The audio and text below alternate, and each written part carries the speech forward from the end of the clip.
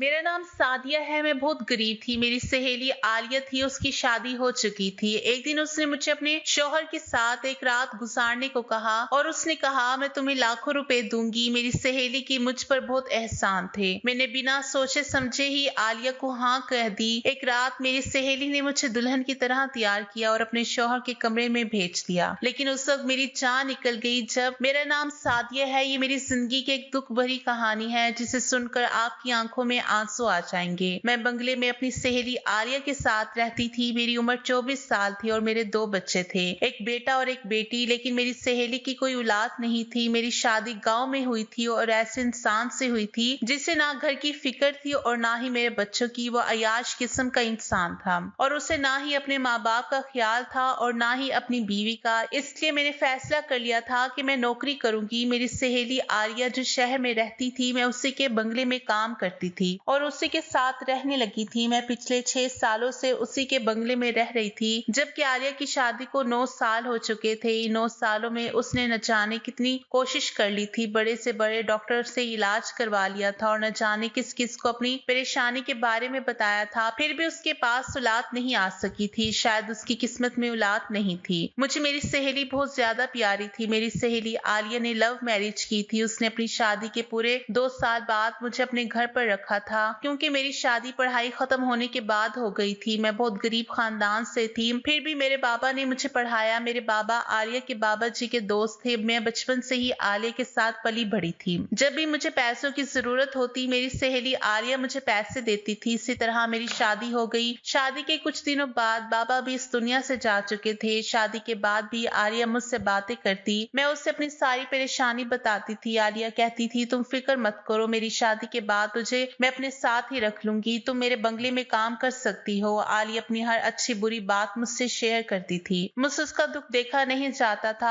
आलिया और उसके शौहर जिशान को भी बच्चे बहुत अच्छे लगते थे। उनका कहना था कि कुछ भी हो जाए उन्हें तो बच्चा ही चाहिए। दोनों मियाँ बीवी के बीच इतनी ज्यादा मोहब्बत थी, लेकिन आलिया का बच्चा ना होने की वजह से जिशान उनसे खफा खफा रहने लगे थे और उनका कहना था कि मुझे तो सिर्फ बच्चा ही चाहिए, कुछ भी करके मुझे अपना खून चाहिए। जिशान कहते थे कि मैं अपने वालिदैन का इकलौता बेटा था। मेरे वालिदैन के मरने के बाद मैं अपनी पीढ़ी को यहाँ तक लेकर आया हूँ। मैं चाहता हूँ कि मेरा भी अपना बच्चा हो और वो मेरे खानदान को आगे बढ़ाए। लेकिन अगर मेरा कोई बच्चा नहीं हुआ, मेरा तो कोई खानदान ही नहीं बन सकेगा। जिशान को अपनी जायदाद का वारिस चाहिए था। काफी लोगों ने उन्हें ये भी मशवरा दिया था कि वो बच्चा अडॉप्ट कर ले, लेकिन आलिया का कहना था कि अपना खून तो अपना ही होता है और पराया पराया ही होता है। जिशान को भी जिद थी कि उन्हें तो अपना ही खून चाहिए था। आलिया ने हर तरह से कोशिश करके देख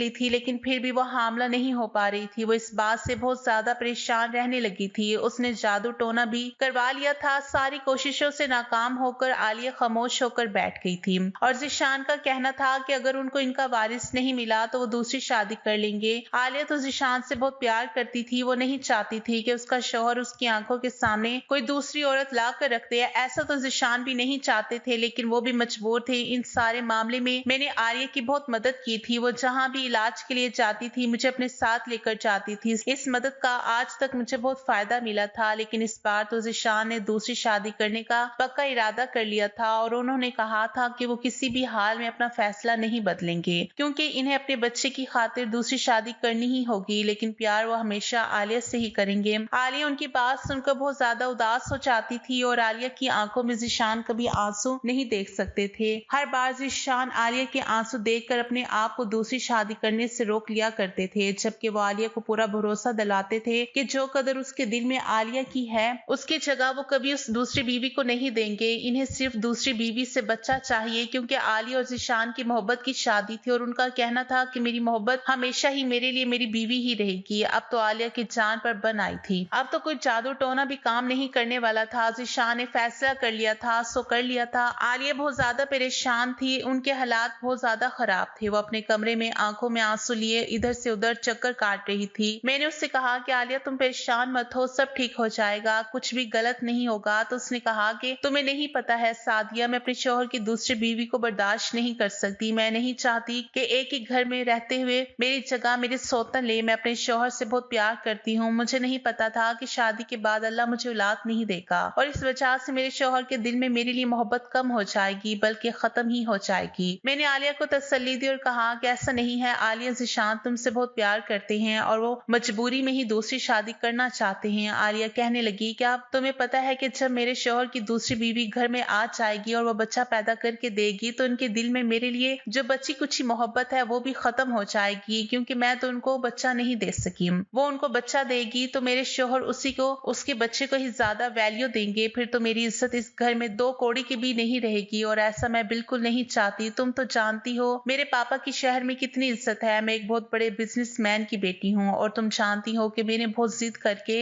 इससे शादी की है। मेरे वालिदैन तो शादी के लिए तैयार ही नहीं थे। अगर इन लोगों को ये बात पता चल गई तो वो भी मुझसे कहेंगे कि तुम्हारी ही गलती का नतीजा है। मैं इन लोगों से भी कुछ नहीं कह सकती। मेरे शौहर के दोस्त भी उनको यही मशवरा देते हैं कि वो दूसरी शादी कर ले। ऐसा करने से घर में जो मेरी इज्जत है वो बिल्कुल खत्म हो जाएगी, लेकिन मैं ऐसा बिल्कुल नहीं होने दूंगी। मैं कोई ना कोई रास्ता निकाल कर ही रहूंगी। आलिया हद से ज्यादा परेशान थी। फिर अचानक चक्कर लगाते लगाते एक तरफ को रुक गई और मेरे चेहरे की तरफ अजीब नजरों से देखने लगी। मैं भी उसको ही देख रही थी कि अचानक उसको मुझसे क्या काम पड़ गया और वो मुझे इस तरह से क्यों देख रही है। तभी उसने अचानक मुझसे कहा कि सादिया, क्या तुम मेरा एक काम कर सकती हो? उसने अचानक मेरी आंखों में देखकर मेरे हाथों को थाम कर मुझसे सवाल किया। तो मैं हैरान रह गई थी। मैंने उससे कहा कि हाँ, मैं तो हमेशा तुम्हारा काम करने के लिए तैयार रहती हूँ। तुम्हें ऐसा कहने की बिल्कुल जरूरत नहीं है। मैं तो हमेशा तुम्हारी मदद करती रहूंगी क्योंकि ये मेरा फर्ज है। मैंने कहा कि तुम्हें पूछने की जरूरत नहीं है, तुम बस मुझे अपना काम बताओ कि मुझे तुम्हारा क्या काम करना है, मैं किस तरह से तुम्हारी मदद कर सकती हूँ। तो उसने कहा कि मैं आज तुमसे ऐसी मदद मांगने चाह रही हूँ, शायद इस मदद के लिए तुम कभी तैयार ना हो। उसकी बात सुनकर मैं हैरान हो गई थी कि ऐसा आखिर कौन सा काम था और ऐसी कौन सी मदद थी जो मैं उसके लिए नहीं कर सकती थी। मैंने कहा कि आलिया, मैं तुम्हारी मदद हर तरह से करने की पूरी कोशिश करूंगी। कभी ऐसा नहीं हो सकता कि मैं तुम्हारी मदद करने से इनकार कर दूं। तुमने भी सोच भी कैसे लिया कि मैं तुम्हें इनकार कर दूंगी? उसने कहा कि जो बात अब मैं तुमसे कहने चाह रही हूँ शायद तुम्हारे लिए सुनना बहुत मुश्किल और करना भी बहुत मुश्किल होगा और तुम इनकार भी कर दोगी। उसकी बात सुनकर मुझे सच में बड़ी हैरानी हुई थी कि आखिर ऐसी कौन सी मदद थी जो वो मुझसे चाहती थी। लेकिन अगले ही पल उसने मेरी आंखों में देखकर मुझसे ऐसी मदद मांग ली थी जिसे सुनकर मेरे पैरों तले से जमीन निकल गई थी। आलिया की बात सुनकर एक पल के लिए मैं हैरान रह गई थी। वो मेरे चेहरे के तासुरात देख रही थी और समझ गई थी। फिर वो मेरी तरफ देखकर कहने लगी, मैं जानती थी कि तुम मेरी मदद नहीं करोगी इस मामले में, क्योंकि ये काम बहुत मुश्किल है और कोई भी औरत इस काम को इतनी आसानी से नहीं करेगी। फिर मैंने कहा कि आलिया,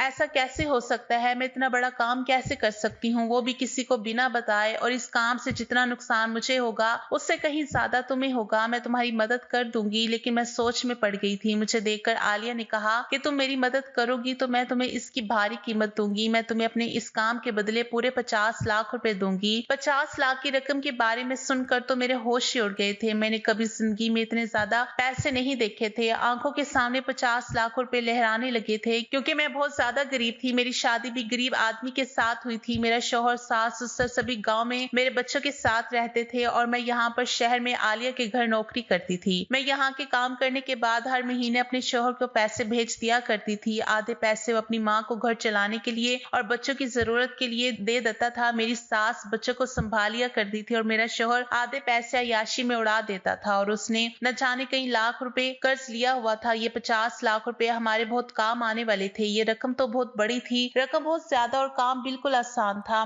मुझे इससे कोई फर्क नहीं पड़ता था, लेकिन मुझे डर था कि मेरा शौहर इस काम के लिए मुझे इजाजत देगा या नहीं। वैसे मुझे पूरी उम्मीद थी कि मेरा शौहर जब 50 लाख रुपए की रकम के बारे में सुनेगा तो फौरन ये इस काम के लिए तैयार हो जाएगा। यही सोचते हुए मैं फौरन आलिया का काम करने के लिए तैयार हो गई थी। मैंने कहा कि मैं तुम्हारी मदद करने के लिए तैयार हूँ, लेकिन तुम्हें इस काम के लिए ज़ीशान को भी तो तैयार करना होगा। फिर मैंने आलिया से कहा कि इस बारे में अगर किसी बाहर वाले को पता चल गया तो तुम्हें पता है कि कितनी बुरी बुरी बातें बनाएंगे और तुम्हारी और तुम्हारे शौहर की रेपुटेशन पर भी फर्क पड़ेगा। और तो और सबसे बड़ी बात यह है कि ज़ीशान इस काम के लिए राजी हो जाएंगे। आलिया कहने लगी, जब मेरे शौहर दूसरी शादी करने के लिए तैयार है तो इस काम के लिए तो बहुत आसानी से तैयार हो जाएगा। तुम्हें पता है कि मैं ये बात अपने दिल पर पत्थर रखकर कर रही हूँ। मैंने कहा, आलिया तुम एक बार ज़ीशान से बात कर लो, इसके बाद हम इस काम की शुरुआत करेंगे। ये बहुत बड़ा काम है और बहुत खतरनाक काम है, तुम सोच समझ लो। आलिया कहने लगी, मुझे पता है ये कोई छोटी मोटी बात नहीं है बल्कि बहुत बड़ी बात है। मैंने आलिया से कहा, तुम एक बार फिर से सोच लो, ऐसा ना हो कि बाद में तुम्हें पछताना पड़े। आलिया ने कहा, मैंने बड़ी मुश्किल से फैसला किया है और अब मैं अपने फैसले से मुकरने वाली नहीं नहीं हूँ, तो मेरी फिक्र मत करो, मैं कंट्रोल कर लूंगी, बस तुम मेरी मदद करने के लिए तैयार हो जाओ। ऐसा ना हो कि सब कुछ खत्म हो जाए। आलिया अपने इरादे की पक्की थी, उसने इरादा कर लिया था और वो पीछे हटने वालों में से नहीं थी। उसने कहा कि वो सारी जिंदगी के लिए सौतन बर्दाश्त नहीं कर सकती, लेकिन एक रात के लिए परेशानी से जरूर गुजर सकती हूँ, इसलिए उसे ये सब करना ही होगा। मैंने भी अपने दिल को पक्का कर लिया था, ये काम मेरे लिए भी बहुत बड़ा था। पहले तो मुझे अपने शौहर से इजाजत लेनी थी, उसके बाद मुझे इस काम को अंजाम देना था। ये काम सच में दिल दहला देने वाला था। अगर मेरे शौहर ने मुझे इजाजत दे दी तो मैं हर तरह से उसकी मदद करने के लिए तैयार हूँ, और जितना हो सकता है लोगों से हमें इस बात को छुपा कर ही इस काम को अंजाम देना था, क्योंकि लोगों के सामने अगर ज़ीशान और आलिया का पोल खुल गया तो लोग इन्हें गलत समझेंगे। वैसे मुझे ज़ीशान से भी डर लग रहा था, क्योंकि ज़ीशान गुस्से के बहुत तेज थे। वो आलिया से बहुत प्यार करते थे, लेकिन जब उन्हें पता चलेगा कि आलिया ने ही इस तरह का प्लान बनाया है तो न जाने उनका क्या रद्दे अमल होगा। मैंने अपने शौहर को फोन कर दिया था और आलिया को ज़ीशान के आने का इंतजार था। दरअसल हमारा प्लान ये था कि आलिया ने कहा था कि तुम मेरे शौहर का बच्चा पैदा करके मुझे दोगी, क्योंकि मैं जिंदगी भर की सौतन तो बर्दाश्त नहीं कर सकती, लेकिन एक दिन के लिए अपने शौहर को किसी दूसरी औरत के साथ सिर्फ बच्चे की खातिर बर्दाश्त करने में कोई हर्ज नहीं। सिर्फ एक रात ही की तो बात है। आलिया ने कहा था कि तुम मेरे शौहर के साथ एक रात गुजारोगी और मेरे बच्चे को पैदा करोगी। बच्चा पैदा हो जाने के बाद हमारा बच्चा हमें वापस कर दोगी, इसके बदले में मैं तुम्हें पैसे दे दूंगी। मुझे इस काम से कोई मसला नहीं था, क्योंकि मेरे पास तो पहले से ही 2 बच्चे थे, एक बेटा था और एक बेटी थी। अल्लाह ने मुझे बेटा और बेटी दोनों दिए थे, इसलिए अब मुझे किसी बच्चे की ख्वाहिश नहीं थी। और ज़ीशान को तो वैसे भी इनका अपना बच्चा ही चाहिए था, वरना मैं आलिया को अपना एक बच्चा देने को तैयार थी। अगर वो काम किसी और से कहते तो उनकी रेपुटेशन पर फर्क पड़ सकता था। मैं उनके घर में रहती थी और उनकी परेशानी को अच्छी तरह से समझती थी, इसलिए उन्होंने ये काम मुझे करने के लिए कहा था। लेकिन एक औरत के लिए ये काम बहुत मुश्किल है कि वो अपने शौहर के साथ किसी दूसरी औरत को बर्दाश्त करे। ये भी आलिया की बहुत बड़ी मजबूरी थी, लेकिन आलिया ने इस काम के साथ साथ मुझे शर्त भी बताई थी। कहा था, सॉरी मुझे माफ कर देना,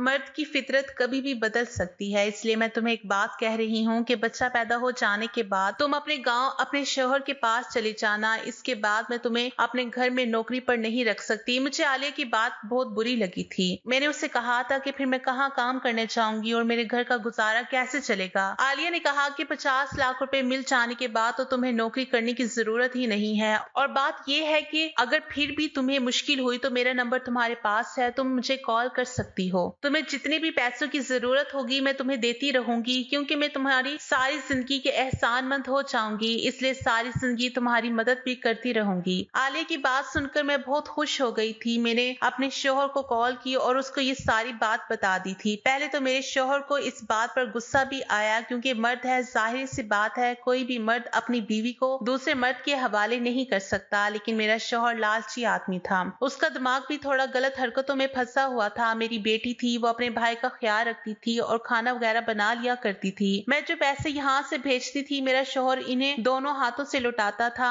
और उसने काम करना तो बिल्कुल छोड़ दिया था, सिर्फ मेरे पैसों से अय्याशी करता था। पहले वो किसान और मेहनत मजदूरी से पैसे कमाता था, फिर मैंने बहुत बड़ी गलती कर दी थी कि मैंने नौकरी करना शुरू कर दी थी। 50 लाख रुपए की रकम के बारे में सुनकर मेरे शौहर ने मुझे फौरन इजाजत दे दी थी, और उसने कहा था कि उसे कोई इतराज नहीं है, उसे तो सिर्फ पैसों से मतलब है। मैंने जब आलिया को बताया कि मेरा शौहर राजी हो गया तो आलिया बहुत खुश हो गई थी, और आलिया ने जब मुझे ये बताया कि उनके शौहर भी खुश हो गए हैं, पहले तो थोड़े नखरे दिखा रहे थे, लेकिन इन्हें भी औलाद चाहिए थी और अपना ही खून चाहिए था, इसलिए वो भी इस काम के लिए तैयार हो गए थे। रात होते ही आलिया ने मुझे अपने कमरे में भेज दिया। आज मैंने आलिया की आंखों में आंसू देखे थे। आज उसे इस तरह से तड़पते हुए देखा था जैसे कोई मछली बिना पानी के तड़पती है। कभी कभी औरत मजबूर हो जाती है कि उसे जो नहीं करना होता मजबूरी की वजह से वो भी करना पड़ जाता है। आज मैं आलिया को बहुत लाचार और मजबूर होते हुए देख रही थी। उसने मुझे गले से लगाया और कहा कि मुझे मायूस मत करना, जिस इरादे से मैं तुम्हें भेज रही हूँ अल्लाह करे मेरे इरादा पूरा हो जाए और मेरे शौहर को औलाद मिल जाए, ताकि मेरे बच्चे की कमी पूरी हो जाए और मेरा शौहर भी मुझसे अलग ना हो। मैं ज़ीशान के साथ इसके कमरे में चली गई। आलिया के लिए ये रात कांटों पर गुजरी थी। जैसा हमने सोचा था वैसे ही हुआ था। हमें ज्यादा इंतजार करने की जरूरत नहीं पड़ी थी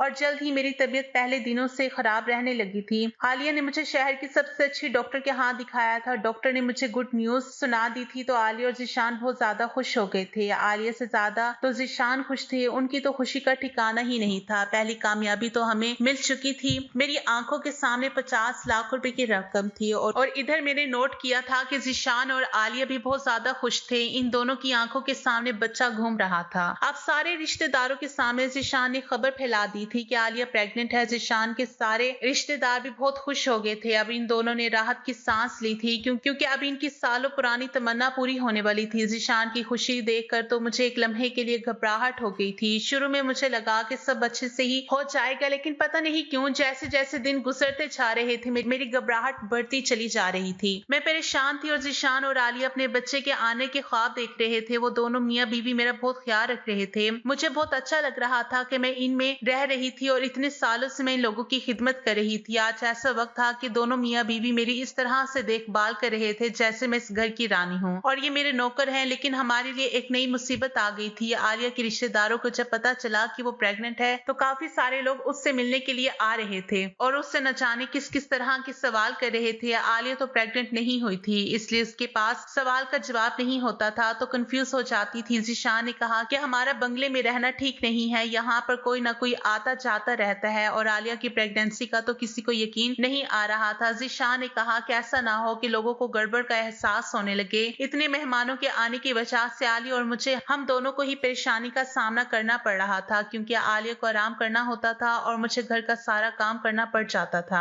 इसलिए मैंने उनको मशवरा दिया कि हम उनके दूसरे शहर में बने हुए घर में रहने के लिए चले जाते हैं। वहां पर हम आराम से वक्त गुजार लेंगे और ज़ीशान अपने रिश्तेदारों को बता देंगे कि आलिया अपने मायके में जाकर रह रही है। इस तरह से कोई भी मसला नहीं होगा और हम लोग वहां पर आसानी से टाइम पूरा कर लेंगे। ज़ीशान को भी मेरा ये आइडिया अच्छा लगा था। ज़ीशान ने अपने दूसरे घर में मुझे और आलिया को शिफ्ट करवा दिया था। इस घर में कोई नहीं था। साथ ज़ीशान ने चौकीदार और एक नौकरानी को भेज दिया था हमारा ख्याल रखने के लिए, क्योंकि मैं अभी तक कोई काम नहीं कर रही थी। उधर बंगले में अगर कोई मेहमान आ जाता तो मुझे काम करना पड़ जाता था ताकि किसी को हम पर शक ना हो। इस घर में हमारी जरूरत की हर चीज ज़ीशान ने मौजूद करवा दी थी। हम इस घर में आने के बाद बहुत सुकून में थे और आलिया मेरा बहुत ज्यादा ख्याल रखती थी। आलिया बहुत अच्छी और मेहरबान लड़की थी। मैं सोचती थी कि आलिया तो इतनी अच्छी है, फिर इनके साथ अच्छा क्यों नहीं हुआ? क्या सच में अच्छे लोगों के साथ अच्छा नहीं होता? फिलहाल वक्त गुजरता चला गया और मुझे अजीब अजीब तरह के ख्याल आने लगे थे। हफ्ते महीनों में बदल गए। मेरा बच्चा मेरे पेट में लात मारने लगा था। पहली बार जब उसने मेरे पेट में हरकत करनी शुरू की थी तो मुझे अजीब सा महसूस हुआ था।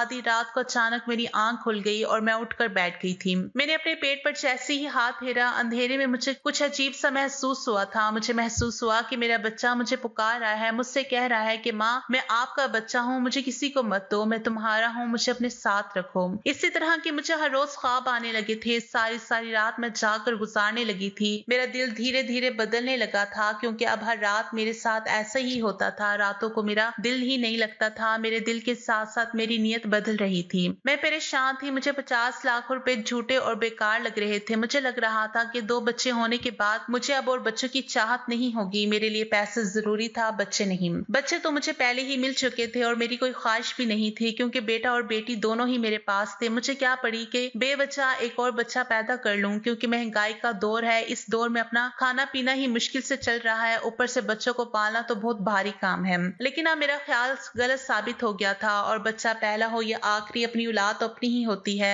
आलिया ने मेरी परेशानी को भांप लिया था। एक दिन मैंने ज़ीशान और आलिया को बातें करते हुए सुन लिया था। आलिया ज़ीशान से कह रही थी कि कहीं ऐसा ना हो मौके पर सादिया की नीयत बदल जाए। ज़ीशान ने कहा कि ऐसा नहीं हो सकता, उसकी नीयत कभी नहीं बदलेगी क्योंकि उसके पास पहले से ही बच्चे हैं। उसे पैसों की जरूरत है, बच्चों की नहीं। वो मुझसे भी बार बार सवाल करती थी कि मैं खामोश क्यों रहती हूँ। ज़ीशान हर हफ्ते यहाँ का चक्कर लगाने के लिए आते थे और मेरे लिए बहुत सारे फ्रूट्स, जूस और जरूरत का हर सामान लेकर आते थे। हर महीने डॉक्टर से ट्रीटमेंट भी चल रहा था। फिर जैसे तैसे वो दिन भी आ गया था। डॉक्टर ने मुझे डेट भी दे दी थी। ये बात आलिया ने फौरन ज़ीशान को बताई तो वो बहुत ज्यादा खुश हो गए थे। ज़ीशान ने मेरे इलाज के लिए आलिया को बहुत सारे पैसे दे दिए थे और कहा था कि किसी भी चीज में कोई कमी नहीं आनी चाहिए। उधर मेरा दिल बार बार अपने बच्चे के लिए परेशान था। रात का टाइम था और आलिया ने मुझे कहा कि सुबह हमें अस्पताल जाना है क्योंकि मेरा बच्चा पैदा होने में सिर्फ अब आज रात ही रह गई थी। अगले दिन लगभग 9 बजे के टाइम पर मुझे हॉस्पिटल में जाकर एडमिट होना था। ये बात सुनकर तो मुझे डर लगने लगा था और फिर मेरा ऑपरेशन होगा। मेरे दिल में सोचा कि मैं अपना बच्चा किसी को नहीं दे सकती।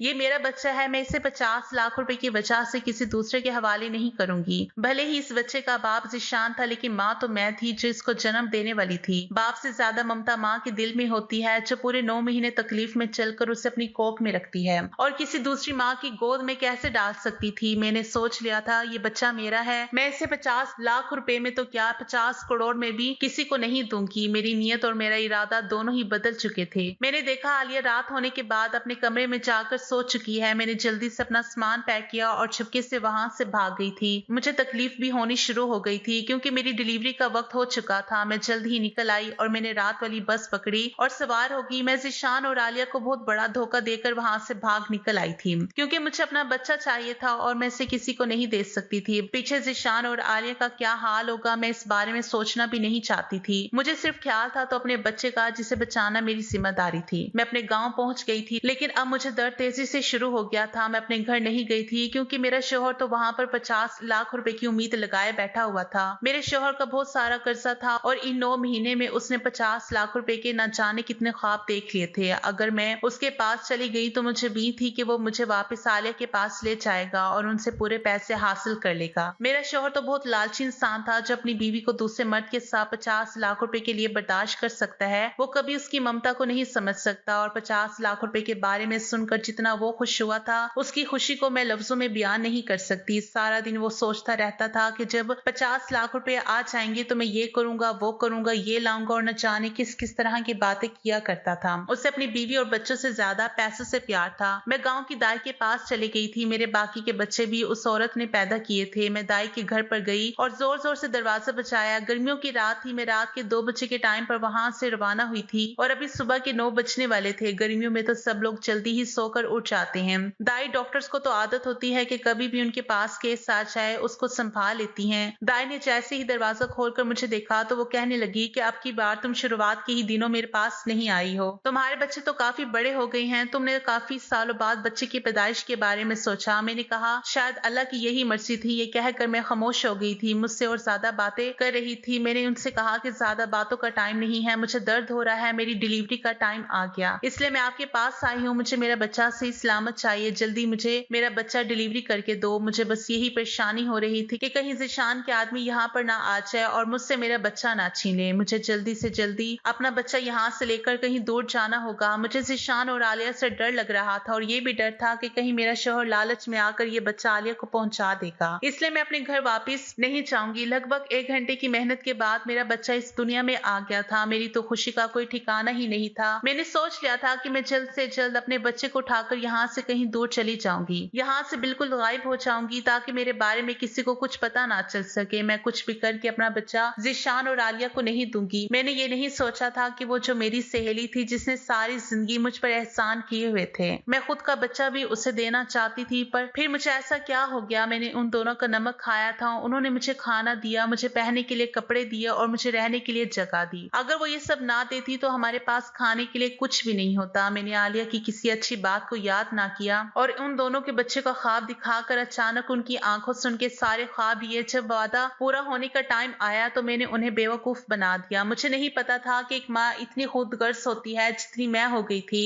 दोनों ने ही मुझ पर भरोसा किया था। मैं अपने बच्चे को लेकर बहुत दूर चली गई थी। यहाँ छोटा सा गांव था जहाँ पर बहुत कम लोग रहते थे। यहाँ पर मैंने पुरानी सी झोंपड़ी में अपना बसेरा कर लिया था और अपने बच्चे की परवरिश करने लगी थी। शायद मुझे आलिया और ज़ीशान ने ढूंढने की बहुत कोशिश की थी लेकिन मैं इतनी दूर जा चुकी थी जिसके बारे में लोगों को कुछ पता ही नहीं चला। यहाँ पर भी मैंने लोगों के घरों में काम करना शुरू कर लिया था और मैं अपने बच्चे को कम कमाई में ही पाल रही थी। लेकिन शायद मुझे मेरे किए की सजा मिलनी थी क्योंकि मैंने उन दोनों का दिल दुखाया था। मुझे मेरे किए की सजा इस तरह से मिली कि एक दिन अचानक मेरी तबीयत बहुत खराब हो गई। गांव के ही लोगों ने मुझे मजबूर समझकर एक सरकारी अस्पताल में भर्ती करवा दिया। वहां पर पता चला कि मुझे कैंसर जैसी बड़ी बीमारी है और मैं कब तक जीऊं न जाने किस दिन मेरी मौत आ जाए। मैंने अपनी यादों को ताज़ा करने के लिए अपनी जिंदगी की कोई कहानी डायरी में लिखना शुरू कर दी ताकि जो गलती मैंने की है वो आगे कभी कोई औरत ना करे। मैं डायरी रोज लिखती थी। देखते ही देखते मेरा बेटा 15 साल का हो गया। मेरा बेटा बचपन से ही बहुत समझदार था क्योंकि ज़ीशान भी समझदार और ईमानदार आदमी था। वो हूबहू अपने बाप पर गया था। अल्लाह ने मेरे बेटे की परवरिश करने के लिए शायद मुझे 15 साल तक जिंदा रख लिया था। एक दिन अचानक कैसे मेरे बेटे के हाथ में वो डायरी लगी। उसे मैं गाँव के ही सरकारी स्कूल में फ्री में पढ़ा रही थी। मेरा बेटा पढ़ाई में बहुत अच्छा था। एक दिन मेरे बेटे ने मेरी डायरी पढ़ ली और उसे मेरी हकीकत के बारे में सब कुछ पता चल गया। जब उसने मुझसे इस बारे में सवाल किया तो मैं बहुत डर गई कि उसे कहां से पता चला। तब उसने मुझे वो डायरी दिखाई। ये सदमा मैं बर्दाश्त ना कर सकी और मेरी तबीयत बिगड़ने लगी। मेरे बेटे ने शायद मेरी जान बचाने के लिए मेरे साथ बहुत कुछ किया। उस डायरी में वो शहर का नाम और उस बंगले बंगले का एड्रेस लिखा हुआ था जिसमें ज़ीशान और आलिया का बंगला था। वो मुझे गांव की ही मौसी के पास छोड़कर उनके पास चला गया और मेरी डायरी भी अपने साथ ले गया। मैंने उसे जाने से बहुत मना किया था लेकिन उसने मेरी एक ना सुनी। वो अकेला ही चला गया और जब वो वहां गया तो उसने सारी हकीकत उनको बताई। उनको बहुत गुस्सा आया था और उन्होंने उसकी बात सुनकर सोचा कि ये बच्चा झूठ बोल रहा है, लेकिन जब उन्होंने उसकी शक्ल को गौर से देखा वो लड़का बिल्कुल हूबहू ज़ीशान पर ही गया था। इस बात का भरोसा उन दोनों को हो गया था क्योंकि वो उनकी औलाद थी। ज़ीशान और आली अपने गुस्से की वजह से चाहते थे कि वो हमारी मदद ना करे। मेरे बेटे ने कहा था कि आप लोग मेरे साथ चले और मेरी माँ की जान खतरे में है, उसको शहर इलाज के लिए लेकर जाना है और उसका ऑपरेशन होना है वरना वो मर जाएगी। ज़ीशान और आलिया को तो आज तक कोई बच्चा ही नहीं हुआ था और मेरे भाग जाने के बाद उन्होंने बच्चे की ख्वाहिश को खत्म कर दिया था क्योंकि ज़ीशान का कहना था कि शायद अल्लाह नहीं चाहता कि हमारे पास बच्चा हो। अब अल्लाह से बढ़कर तो कुछ भी नहीं है। ऐसा भी हो सकता है कि वो दूसरी शादी कर ले और उस औरत की नीयत बदल जाए। और यही सब सोचते हुए उन्होंने औलाद का ख्याल दिल से निकाल दिया था क्योंकि वो बेचारे तो मेरे भरोसे बैठे हुए थे। जब वो दोनों इस लड़के के साथ मुझसे मिलने के लिए आए तो मुझे देखकर उनकी पुरानी यादें ताज़ा हो गई। फिलहाल उन्होंने मुझे इतना बीमारी में तड़पते हुए देखकर माफ कर दिया था लेकिन उन्होंने मुझसे इस शिकायत जाहिर की कि तुमने हमारे साथ अच्छा नहीं किया था। तुम जानती थी हमने घर वालों से झूठ बोला था। जब तुम भाग गई तो हमने लोगों से कहा कि हमारा बच्चा अस्पताल में पैदा हुआ था लेकिन अस्पताल में ही किसी ने चोरी कर लिया और उसका कुछ पता ना चल सका और हम फिर से बेऔलाद रह गए। हमें क्या पता था कि आज 15 साल बाद हम अपने बेटे को इस तरह से देखेंगे। मैंने उन दोनों से हाथ जोड़कर माफी मांगी। दोनों ने मुझे माफ कर दिया और वो लोग मुझे शहर लेकर और वहां ले जाकर उन्होंने मेरे एक अच्छे अस्पताल में ऑपरेशन करवाया। अल्लाह ने शायद मुझे जिंदगी दे दी थी। मेरी गलती तो बहुत बड़ी थी, जिसके लिए मुझे मौत मिलती तो वो भी कम थी, लेकिन मेरे बेटे की मेहनत का नतीजा था कि मैं बच गई थी। मेरे बच्चों को पता चल गया था कि मैं 15 साल तक कहाँ छुपी रही। मेरा शौहर तो 9 साल पहले किसी एक्सीडेंट में मर गया था और मेरे बच्चों ने मुझे तलाश करने की बहुत कोशिश की। एक तरफ से मैंने अपने बच्चों का भी दिल दुखाया था कि अपने दोनों बच्चों को छोड़कर मैं चली गई थी। मेरे दोनों बच्चे जवान हो गए थे और उधर जो ज़ीशान का बेटा था 15 साल तक वो ज़ीशान और आलिया से दूर रहा। मैंने ज़ीशान और आलिया का बेटा उनको सौंप दिया था लेकिन मेरा बेटा मुझे ही अपनी माँ समझता था। इसे सारी हकीकत के बारे में तो पता चला था लेकिन मैंने उससे कहा कि बेटा शायद यही मेरी गलती है, मैं इसी तरह से अपनी गलती को सुधार सकती हूँ। मैं तुमसे मिलने के लिए आया करूंगी लेकिन तुम्हारे असल वाले तो ज़ीशान है। इस तरह से मैं अपने गाँव के बच्चों के पास चली गई और ज़ीशान आलिया को उनका बेटा वापिस कर दिया। अब वो लोग अपनी जिंदगी में खुश हैं और इधर मैं अपने बच्चों के साथ रहकर खुश हूँ। आलिया ने इतने सालों बाद भी अपना वादा निभाया। उनका बेटा सौंपने पर मुझे 50 लाख रुपए दे दिए। मुझे पैसों की कोई जरूरत नहीं थी लेकिन उन्होंने कहा कि अब तुम्हारा शौहर भी कमाने वाला नहीं है, ये पैसे रख लो, तुम्हारे काम आएंगे। मुझे अफसोस हो रहा था कि भले इनके साथ मैंने बहुत गलत किया था लेकिन मुझे अपने छोटे बेटे की याद अभी भी सताती है। जब मुझे उसकी याद आती है तो मैं उससे मिलने के लिए चली जाती हूँ। उन्होंने लोगों को बताया कि इनका वही बेटा है जो अस्पताल में चोरी हो गया था और अब 15 साल बाद उनको मिल गया है। मेरे बेटे ने ज़ीशान और आलिया को अपने वालिदैन मान लिया था और वो उनके साथ उनके घर में बहुत खुश है। दोस्तों, उम्मीद करती हूँ आपको हमारी कहानी पसंद आई होगी। कहानी पसंद आई हो तो वीडियो को लाइक करें, चैनल पर नए हैं तो चैनल को सब्सक्राइब करें।